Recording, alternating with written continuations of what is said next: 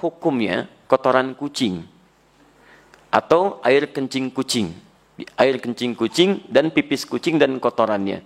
Karena ada sementara yang menyebutkan itu hukumnya suci. Baik, kami sampaikan, saya belum menemukan siapa yang menyebutkan itu suci. Karena hadis-hadis yang menyebutkan tentang kucing tidak menyebutkan kotorannya yang suci. Bukan pipisnya, tapi air liurnya. Ya, hadisnya benar yang disebutkan, tapi cara memahami hadisnya keliru. Apa sebabnya? Dua hal. Pertama, hadisnya tidak dibaca dengan ilmu hadisnya. Dalam ilmu hadis ketika akan membaca hadis, selain melihat bahasa hadis, juga melihat asbabul wurudnya. Sebab kenapa hadis itu muncul.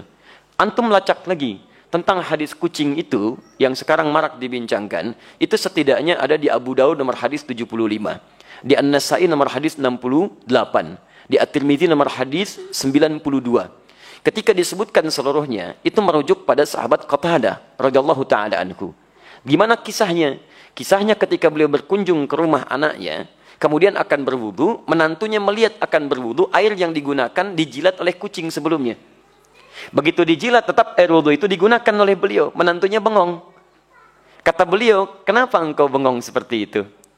Maka dijelaskanlah oleh beliau, keluarlah kalimat itu. Innaha laisat binajasin wahiyya minat tawafina alaikum. Saya pernah mendengar Rasulullah SAW pernah bersabda, ya, air liur kucing itu tidak najis. Yang disebut air liurnya, bukan kotorannya. Itu tidak najis. Karena kucing itu hewan-hewan yang sering hadir di sekitaran kita. Baik, dari mana tahu itu menunjuk pada air liur? Baca hadis 76-nya di riwayat Abu Daud. Ya, di situ ada riwayat dari Sayyidah Aisyah radhiyallahu taala anha menyebutkan, karena Rasulullah sallallahu alaihi wasallam di riwayatnya raaitu Rasulullah sallallahu alaihi wasallam, saya pernah melihat Rasulullah sallallahu alaihi wasallam yatawaddau bi fadli. Beliau pernah berwudu menggunakan air yang pernah dijilat oleh kucing. Jadi berbicara tentang air liurnya, bukan berbicara tentang kotorannya. Sekaligus ingin membedakan air liur kucing dengan air liur anjing. Kalau air liur kucing menjilat bijana atau menyentuh bijana, maka tidak perlu dibasuh karena suci nilainya. Boleh antum gunakan airnya. Tapi kalau anjing yang menjilatnya, maka baru dibasuh dengan 7 basuhan, salah satu menggunakan tanah. Itu maksudnya. Dan semua mazhab di sini sepakat. Makanya ketika disebutkan dalam kitab Al-Ikhtiyarat di halaman ke-26, disebutkan qaul sampai ke Syafi'i, sampai ke Ahmad. Dan disimpulkan wa qaulul ashab. Qaulul ashab.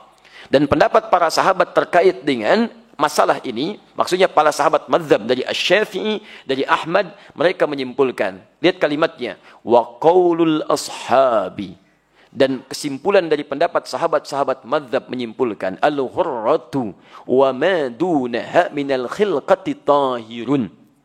Air liur kucing itu, ini pembahasan tentang air liur.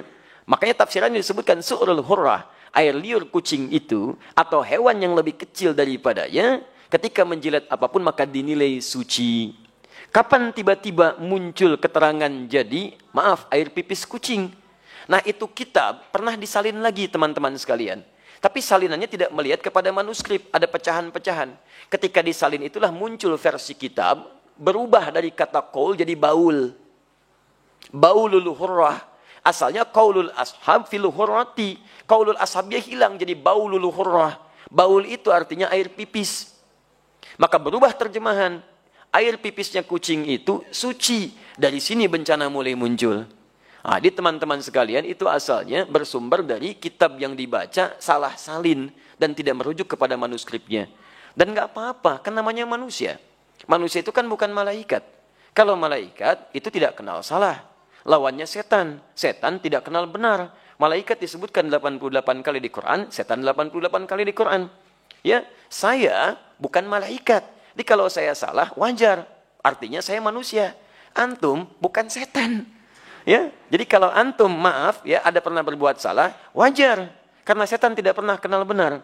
Di teman-teman sekalian, kalau ada orang berbuat khilaf, jangan diungkap khilafnya.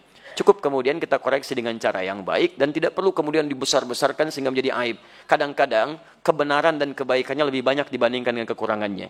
Di situ kita bisa bersikap kata Al-Quran surah ke-5 ayat ke-8 paling kanan di pertengahan.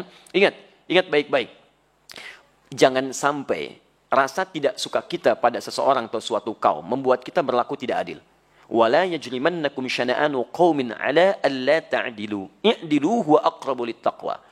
Jadi kalau antum tidak suka pada seseorang, jangan sampai bersikap tidak adil. Pasti orang itu punya kebaikannya. Karena antipati nanti kebaikannya semua ditinggalkan. Itu tidak baik. Jelas ya?